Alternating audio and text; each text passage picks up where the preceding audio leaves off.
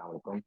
मेरा नाम है मोहम्मद जमानी and we would like to understand what exactly recession is. अच्छा, I'm not an economist, but we will generally try to understand the definition, what it stands for, इसका मतलब क्या है, ये हम ई-कॉमर्स बिजनेस वालों के लिए क्या बनता है।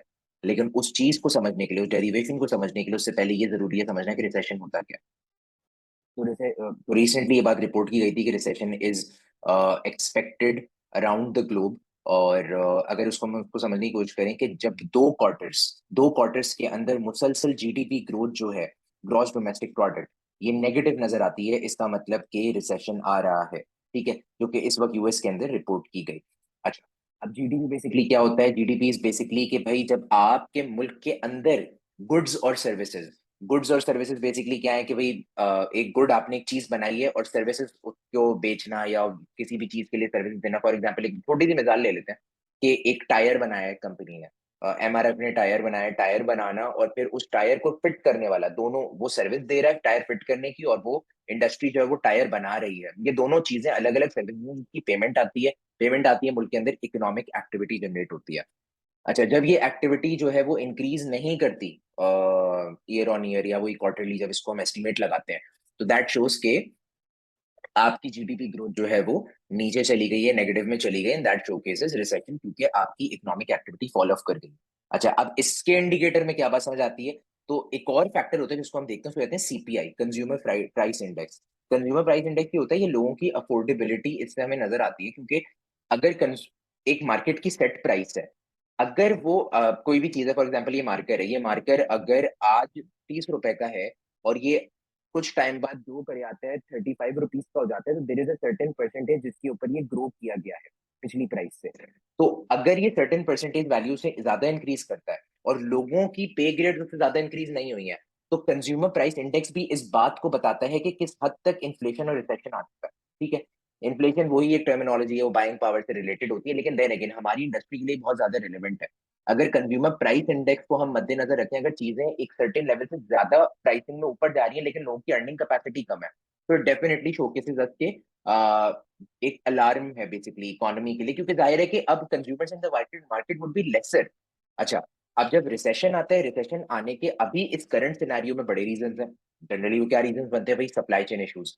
सप्लाई चेन इश्यूज की वजह से फैक्ट्रीज में इशू आते हैं। सप्लाई चेन इन जनरल अगर हम देखें तो एनर्जी क्राइसिस कितना बड़ा आया जब रशिया को सैंक्शन किया गया ईयू से, तो फ्रांस और जितने भी ईयू के अंदर जो ममालिक आते हैं उनको गैस की फराहमी और जो इस मुतासर हुई, ठीक है, जो कि मेजर एनर्जी क्राइसिस की तरफ लेके चली गई। जब ये मेजर एनर्जी क्राइसिस आया, फैक्ट्रीज मुतासर हुई। तो अब एक अगर हम चीज देखें तो सिंपल सी बात है कि जब बिजनेस और इंडस्ट्री मुतासर होगी और वो उस लेवल के ऊपर प्रोडक्शन नहीं कर पाएगी, तो उस प्रोडक्शन की वजह से जो है वो अनएम्प्लॉयमेंट रेट इंक्रीज होगा। अनएम्प्लॉयमेंट रेट इंक्रीज होगा, लोगों की बाइंग पावर कम होगी, इकोनॉमिक एक्टिविटी डिक्रीज हो जाएगी। तो ओवरऑल जो है वो उसका इम्पैक्ट पड़ता है पूरी इकोनॉमी के ऊपर, और this causes basically recession around the globe. अच्छा, अब उसका एक और फिनोमेना अगर उसको दूसरे नजरिए से हम देखना शुरू करें, तो वो ये है कि लोग जो हैं जो अब मार्केट में खरीद नहीं पा रहे, तो इंडस्ट्री का ओवरऑल प्रोडक्शन रेट, इंडस्ट्री अपनी प्रोडक्शन रेट कम कर देगी। कोई और बड़े फ्लरिशिंग बिजनेसेस थे, अब लोगों के पास पैसा नहीं है। जब पैसा नहीं है लोगों के पास, फॉर एग्जाम्पल कि अब जैसे फ्रांस और इधर इस वक्त दुनिया में सबसे ज्यादा, फ्रांस हो गया या यूरोपियन कंट्रीज हो गई, इधर सबसे ज्यादा एनर्जी क्राइसिस होने की वजह से रेट्स इंक्रीज हो गए। तो अब लोग जो हैं वो फिलहाल के लिए वो ज्यादा महंगी चीजों पे खर्च नहीं करेंगे, और इस तरह के लेजर आइटम्स के ऊपर एक कंज्यूमर मार्केट कम हो जाएगी रिलेटिवली। तो पॉइंट बीइंग दैट कि इसको हम कहते हैं जब लोग कम खर्च करते हैं चीजों के ऊपर या ज्यादा सेविंग की तरफ जाना शुरू हो जाते हैं, तो that is called consumer sentiment index. कि भाई जब लोग ज्यादा खर्चा नहीं करना चाह रहे, ठीक है, तो अगर कंज्यूमर सेंटिमेंट इंडेक्स अब जैसे फॉलो ऑफ कर रहा है, तो हमें क्लियरली नजर आ रहा होता है कि लोग ज्यादा चीजें खरीदना नहीं चाह रहे। ये अभी मार्केट जब ड्रॉप हो गई है, क्रैश हो गई, तो लोग ज्यादा भी अपनी फाइनेंशियल एक्टिविटी कंडक्ट नहीं करना चाह रहे।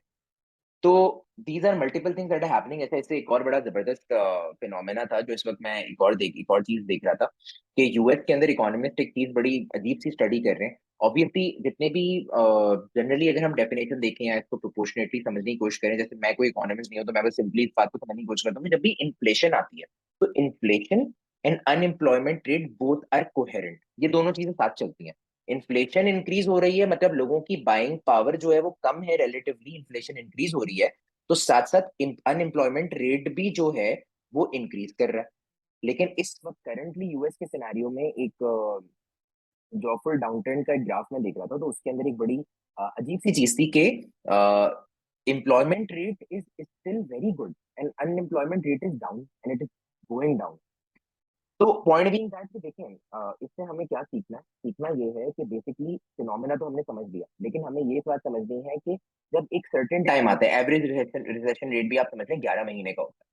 11 महीने जो इतने टाइम में जो रिसेशन आया, आई थिंक 100 रिसेशन आए हैं, I am not sure about the number, लेकिन उतने टाइम पीरियड के अंदर एक एवरेज टाइम पीरियड रहा है 11 महीने का। तो 11 महीने के अंदर ऑब्वियसली एक टफनेस होती है, लेकिन certain products do work and they work like wonders, क्योंकि जो एसेंशियल्स होते हैं वो कभी भी ड्रॉप नहीं होते इन जनरल। तो जैसे एक छोटी सी यूएस की मैं अगर केस स्टडी यहाँ पे to top it off and close the discussion करूँ, जब 2008 में यूएस में रिसेशन आया था, तो उस वक्त people did not want to buy new houses because obviously they wanted to save their money. वो चाहते थे कि भाई पैसे सेव करें और हम नई चीज नहीं खरीदें। And obviously no one would want to go for mortgages, क्योंकि इंटरेस्ट ऑल टाइम हाई चल रहा है। Banks and the whole economy they want to support people saving their money. तो उस केस के अंदर हाउस रेनोवेशंस जो थी बेसिकली, उसकी चीजों के अंदर एक इंक्रीज आया बहुत शदीद किस्म का, because people wanted to decorate their houses, they wanted to make safe homes. तो अपना अपने एक अच्छा घर बनाना चाहते थे, तो उस चीज को सपोर्ट ऑफ करने के लिए उन्होंने उस चीज को फॉलो अप किया। तो प्लस amazon की projected sales are really good and अगर मानक के इंक्रीज नहीं है, डाउनटर्न है, नो वन सेज कि रिसेशन प्रूफ इंडस्ट्री कोई भी है, लेकिन obviously this industry is not going to suffer as much as those which are brick and mortar. So that is why people invest into this. Plus मैं अपनी next video के अंदर जो बताऊंगा कि कौन कौन सी निशेस होती हैं, कौन कौन सी प्रोडक्ट्स होती हैं, जनरल जब ई कॉमर्स बिजनेस कंडक्ट किया जाता है तो हाउ विल यू सफर, या किस तरीके से जो है आपके बिजनेस को एक हिट पड़ेगी, but that too for a certain time period. After that everyone who comes out of recession flourishes if taking the right pivotal decisions and measuring the right data factors.